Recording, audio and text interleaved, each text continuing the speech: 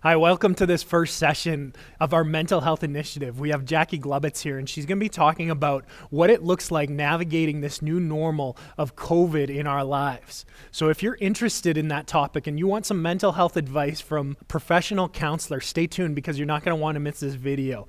Additionally, if you are interested in mental health topics, be sure to subscribe to this channel as we'll be updating it regularly with mental health videos that give you the tips you need to walk in better mental health in your life. Well, good morning and welcome to the series, Stepping into the Reality of, a series designed to look at life through the lens of COVID-19. This session, we're going to take a look at mental wellness and issues that surround it. Other topics into the Stepping into Reality series are grief and loss, addiction, relationship issues, just to name a few. Before we get started, I'd just like to remind you, if you need a paper and pen to write down numbers, to write down questions you might have, or concerns or thoughts that you have during this presentation, make sure that you have pen and paper handy.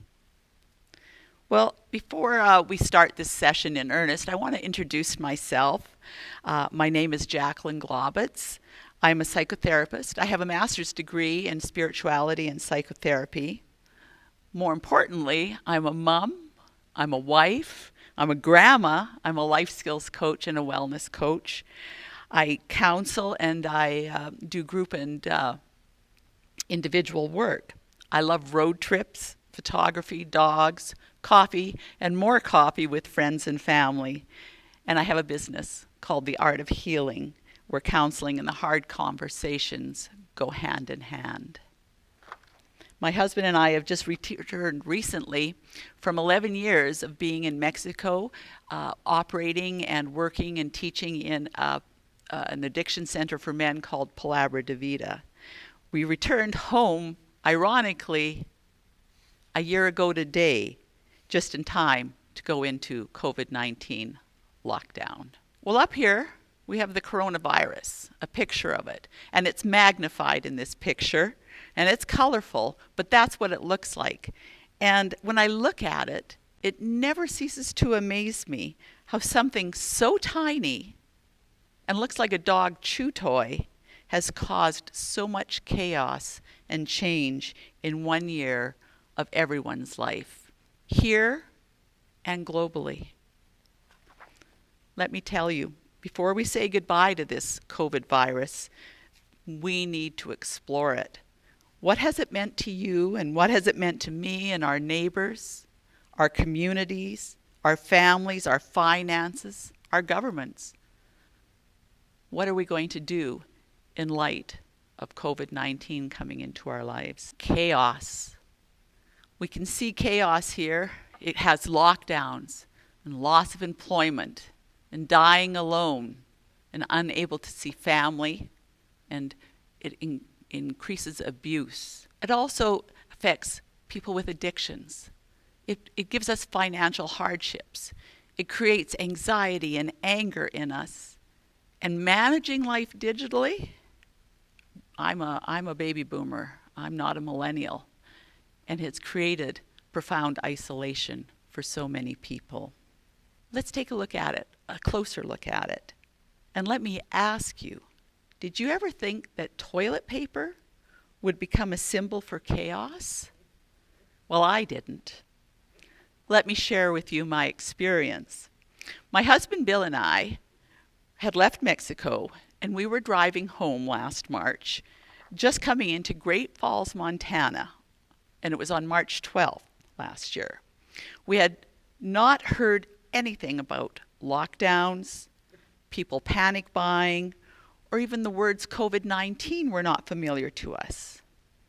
As we're driving, my phone rings, and it's my daughter Kate saying, "Mom, you better see if you can buy toilet paper." Buy toilet paper? Yeah, check in Great Falls. See if you can buy toilet paper there, because there's really nothing to be had around here. She then enlightened us about the virus and many of the issues that went with it. After finishing the call, we looked at each other and we burst out laughing. How ridiculous was this conversation? Buy toilet paper? Arriving in Great Falls, we went to our hotel and we then went out for lunch.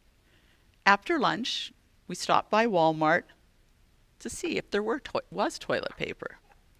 Well, I have to tell you, the laugh was on us. Sure enough, there was no toilet paper to be had in this large 24-hour Walmart supercenter. Just bare shelves where it's supposed to be. Well, we looked at each other and now we were a bit concerned.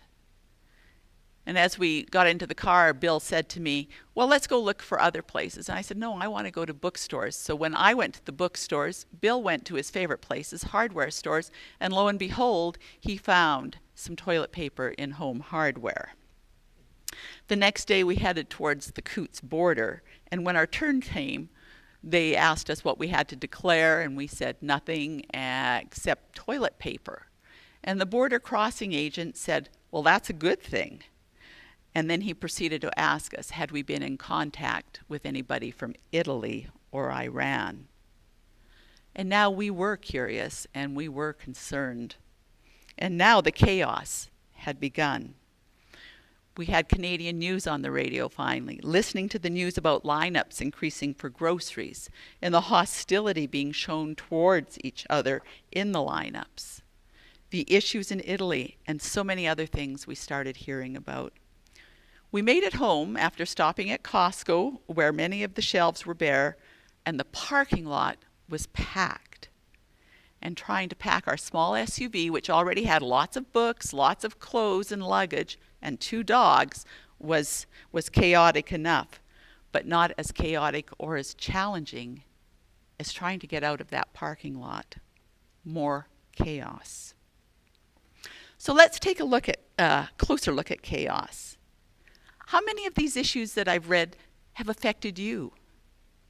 Were you challenged about how to work, where to work, and when to work, or if you even had a job? Death and dying took on a whole new meaning as we had to say our goodbyes over FaceTime, over Zoom, over the telephone. We were unable to plan funerals. And it took away so many things from our lives, not being able to say goodbye properly to our loved ones. Isolation from our friends and family created stress and increased anxiety as birthdays and seasonal holiday gatherings were canceled. Grandparents separated from their grandchildren, and babies born but not celebrated in the normal way of baby showers, christenings, and family gatherings to welcome them to the family. Financial hardships as jobs are lost and places of employment closed. But we all had bills still coming in. We all had rent or mortgages to pay and groceries and medications to buy, retirements to save for. For many, managing life digitally increased stress, having to learn how to navigate that digital highway. And like I said before, I'm a baby boomer, not a millennial. And it was very difficult for me. And unfortunately, addictions, violence and abuse, depression, anger, and anxiety, all these issues have increased, and our fear of the news, our fear of our neighbors, our fear of even going out has increased. Words like social distancing, flatten the curve, mask up, shelter in place have made their way into our daily conversations. Not to mention other words we use when you realize you are going down the grocery store aisle the wrong way. Good thing I had a mask on. Chaos, lineups to get in stores, hand sanitizer, conspiracy theories, reservations for church, homeschooling, and again, masks. However, where masks are concerned, I can tell you this. I know that for some people, putting on a mask and going into the bank and asking for money has helped them to live out one of their bucket list items. Nothing changes if nothing changes. Growth is painful. Change is painful. But nothing is as painful as staying stuck somewhere you don't belong. The list of the COVID rules of engagement seem endless. What are we to do about it? This is the question. What are we to do about it? When you meet family over Zoom or you meet family over FaceTime, we say, what are we to do about this? Well, there's no easy answer, but I can tell you the chaos around COVID has made change and transition inevitable. We cannot allow our COVID experience to keep us stuck.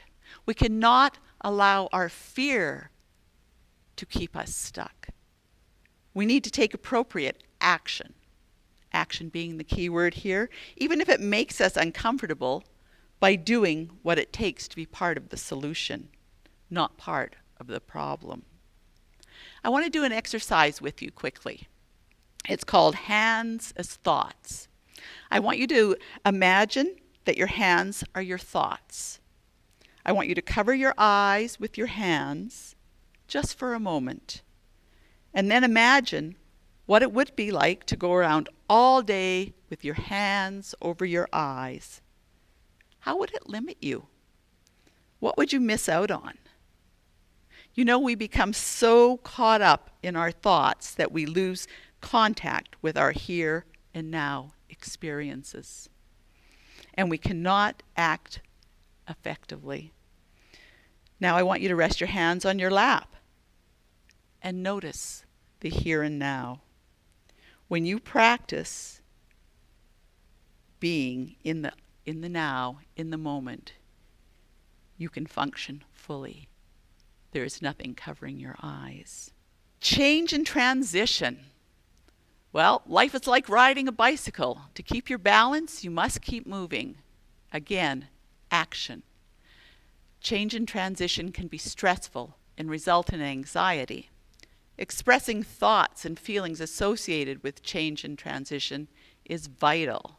Change and transition is important to review personal goals and consider how change might assist in achieving our goals, and find structure to the day and week, continuing the best we can with activities of living, and then over time reassessing the situation. During our lives, we experience change and role transition many times, such as going to school, moving into adolescence, marriage, divorce, having children, empty nest, and retirement.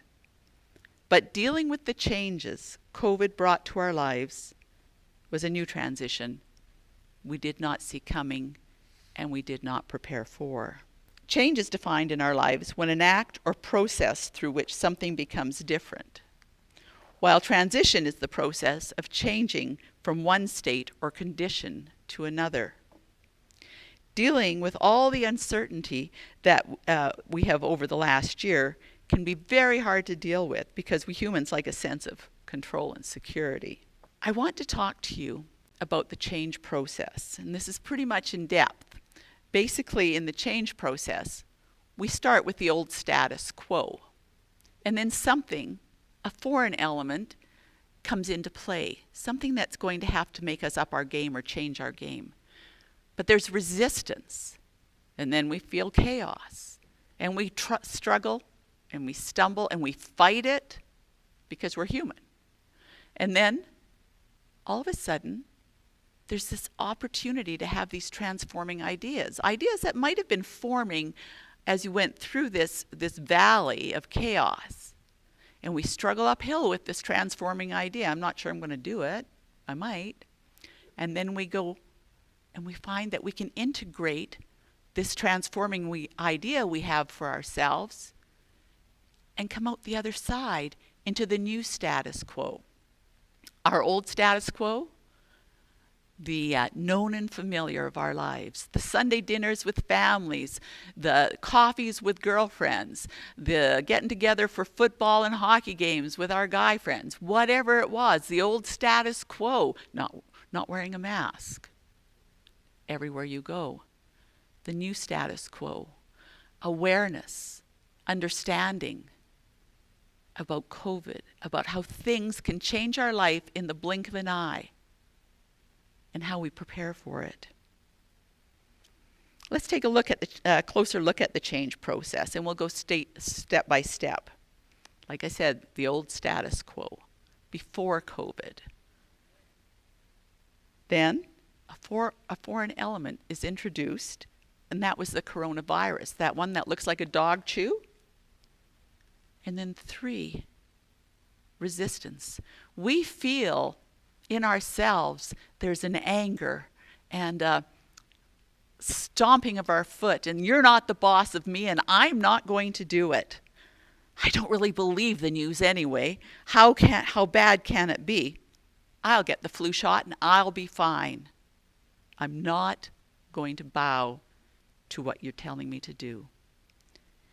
But then the chaos ensues when we take into consideration everything that we have to do now. We have to wear a mask. We have to shelter in place. We have to be COVID tested if we have a runny nose, if we have pink eye, if we have symptoms and signs of anything that could be COVID related. There's a lockdown, a rush on toilet paper. There's social distancing and homeschooling. What about those moms that were homeschooling 1, 2, 3, 4 children at a time, working from home, maybe not working? Again, those bills. What about dealing with our elderly parents? We are now hearing the news every day as COVID progressed about what was going on with elderly people. And we have elderly parents. What are we to do? We can't even go and see them. We can only connect with them through telephone or email or drive by the window and wave.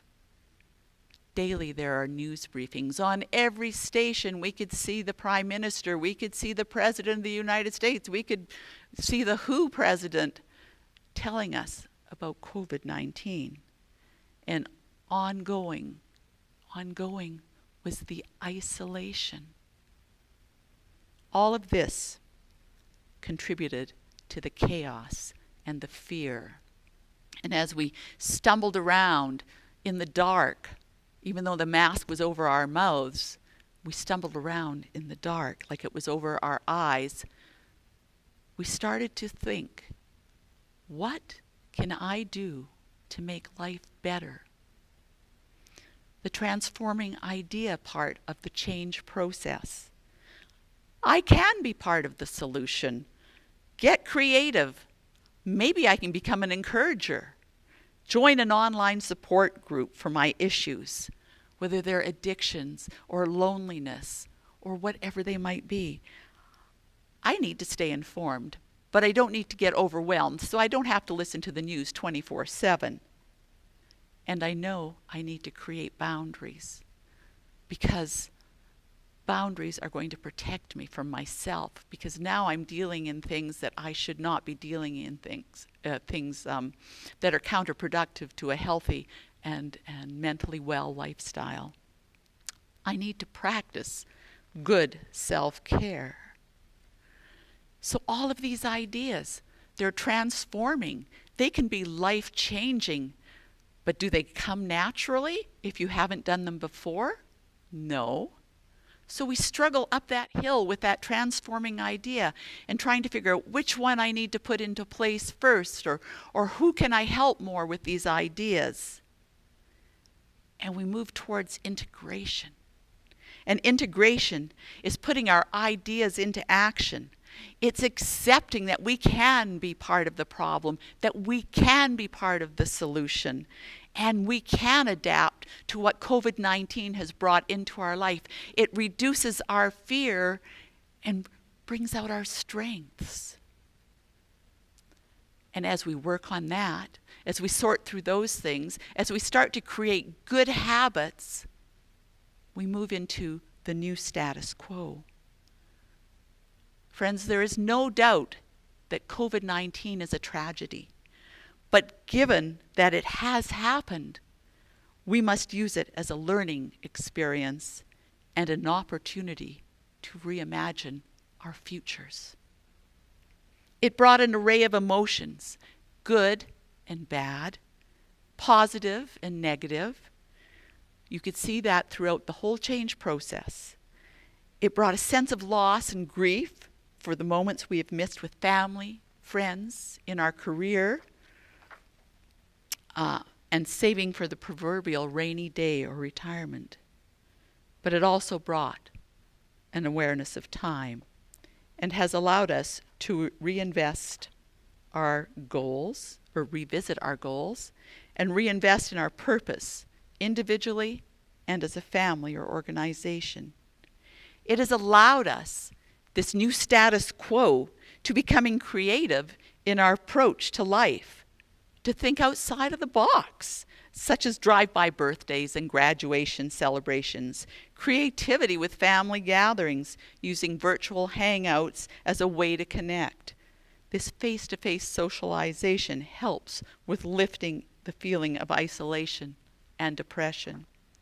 Sharing a meal together through photos or hopping onto Zoom together for a virtual dinner party. You can play online games together.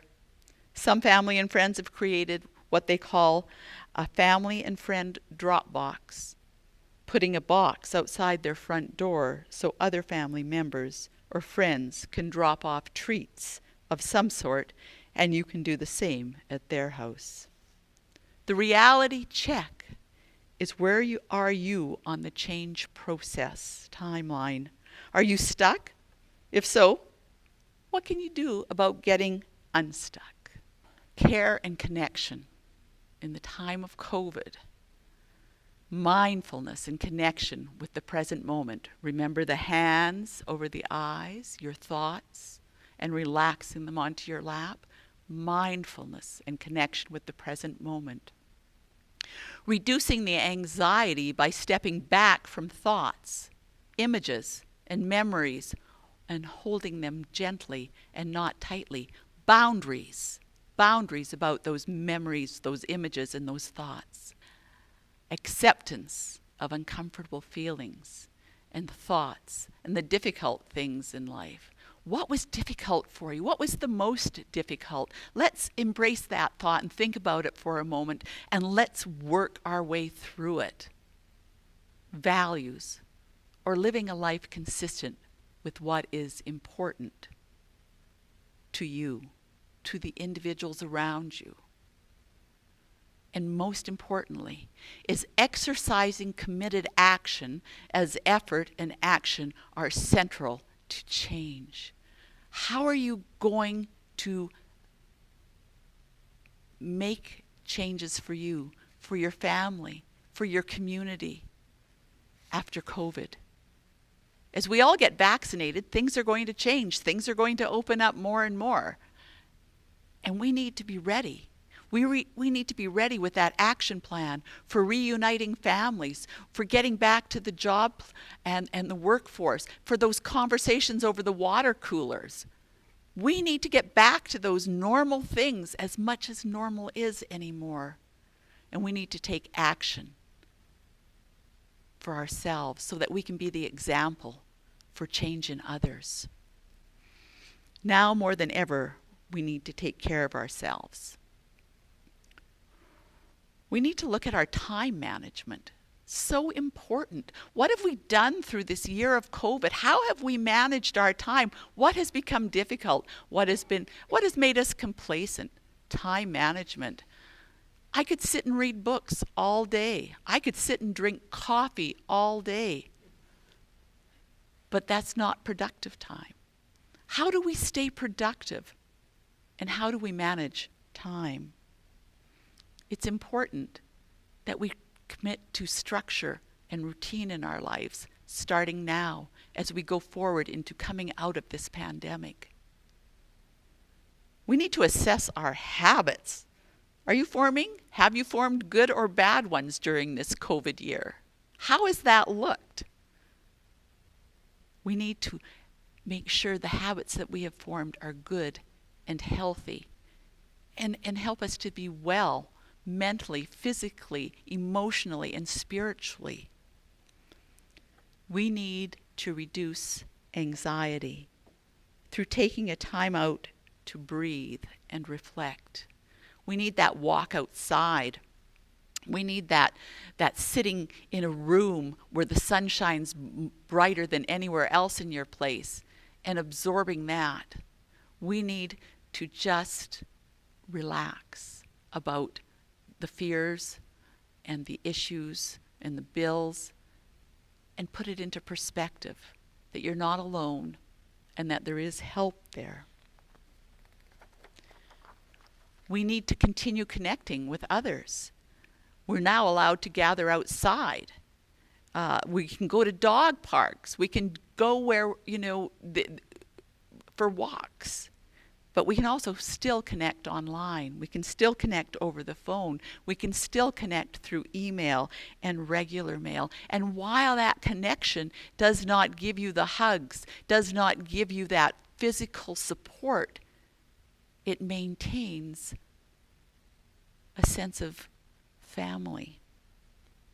Social media groups. Elder Care is a wonderful media group for older people with classes and good ideas for how to live your life in COVID. We need to eat healthy. So when you go to that grocery store and you're going down the aisle the wrong way and people are pointing at you, don't forget to pick up what's healthy on that aisle. And we need to get vaccinated. We need to get vaccinated.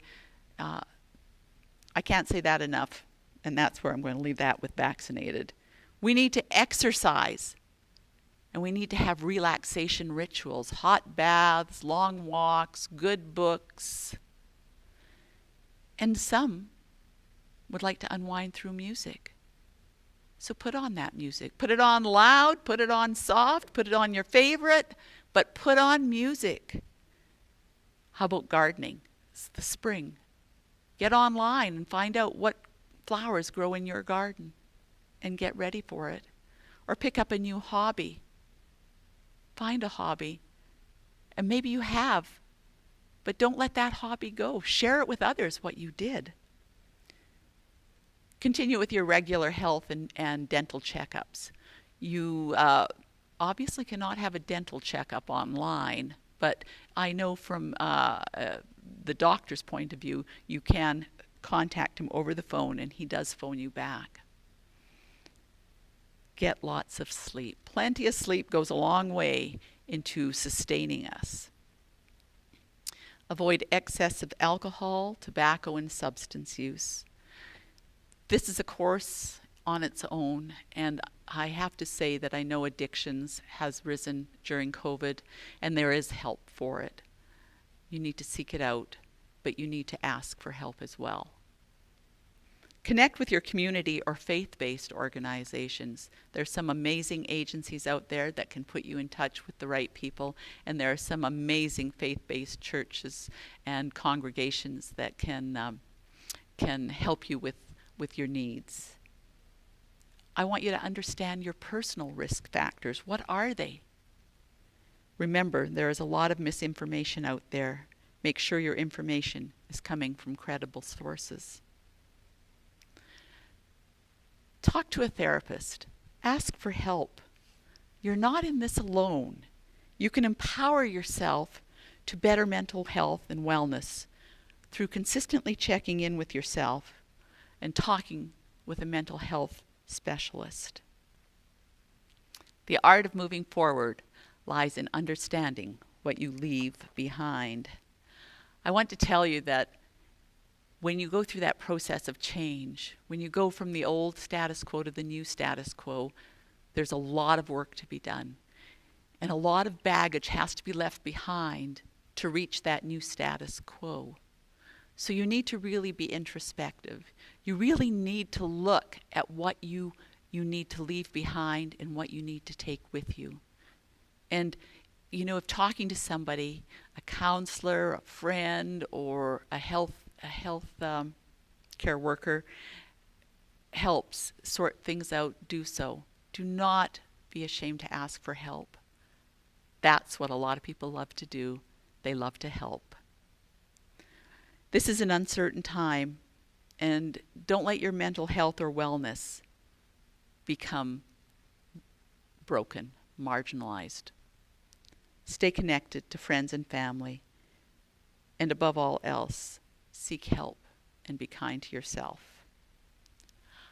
I hope you enjoyed this session and that you will join me for the next Stepping into Reality session on grief and loss. Thank you so much. Thank you for watching this video. I hope you got something out of it. Please click the subscription button below if you enjoyed this video, as we'll be updating regularly throughout the course of this year with new mental health videos to help you on your journey to better mental health.